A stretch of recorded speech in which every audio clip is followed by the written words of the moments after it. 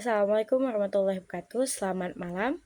Perkenalkan, nama saya Rahma Andesti. Saya dari PKUE, NIM saya 6243111271. Baik, di sini saya akan mengerjakan mata kuliah Filsafat Pendidikan. Dosen pengampu saya adalah Pak Roni Sinaga. Baik, di sini saya akan menjelaskan tentang esensi, tujuan, dan permasalahan pendidikan secara bertanggung jawab.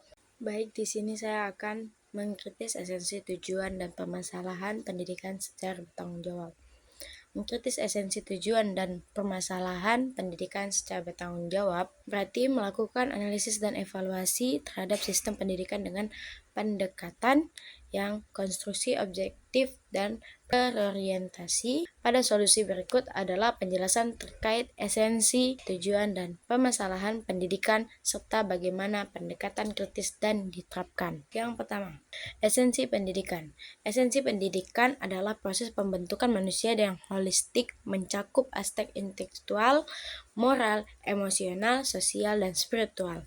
Pendidikan juga bukan transfer pengetahuan tetapi juga membentuk karakter pribadi. Karakter yang pertama, kritik yang bertanggung jawab. Apakah sistem pendidikan saat ini terlalu fokus pada aspek akademik?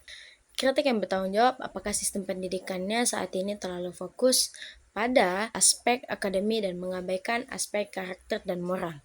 Apakah pendidikan memberikan ruang bagi pengembangan kreativitas? Apakah pendidikan memberikan ruang bagi pengembangan kreativitas dan potensi unik setiap individu? Atau justru mengarahkan siswa ke satu pola yang seragam?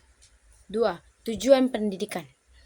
Tujuan utama pendidikan adalah menciptakan individu yang mampu berkontribusi pada masyarakat, memiliki kemampuan berpikir kritis dan menjalani kehidupan yang bermakna. Kritik yang bertanggung jawab. 1. Apakah tujuan pendidikan sudah relevan dengan kebutuhan zaman seperti menghadapi era digital dan globalisasi? Kedua, apakah tujuan pendidikan lebih berorientasi pada kebutuhan pada kerja daripada pengembangan pribadi dan masyarakat dan berkelanjutan? Baik, ketiga, permasalahan pendidikan. Permasalahan dalam pendidikan meliputi ketimbangan akses kualitas pengajaran, perhatian dan pengajaran kurikulum yang tidak relevan, dan kurangnya perhatian pada kesejahteraan guru dan siswa.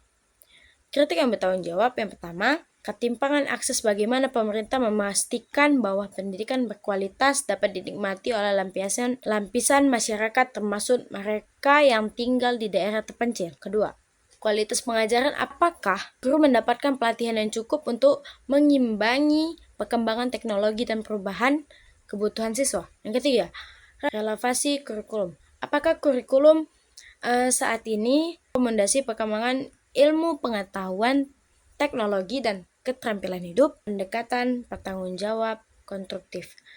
Kritik yang disampaikan tidak hanya menyoroti keruangan tetapi memberikan saran solusi. Pendekatan bertanggung jawab konstruktif. Kritik yang disampaikan tidak hanya menyoroti kekurangan tetapi juga memberi saran solusi, yaitu berbasis data. Kritik harus didukung oleh fakta, data, dan penelitian yang valid.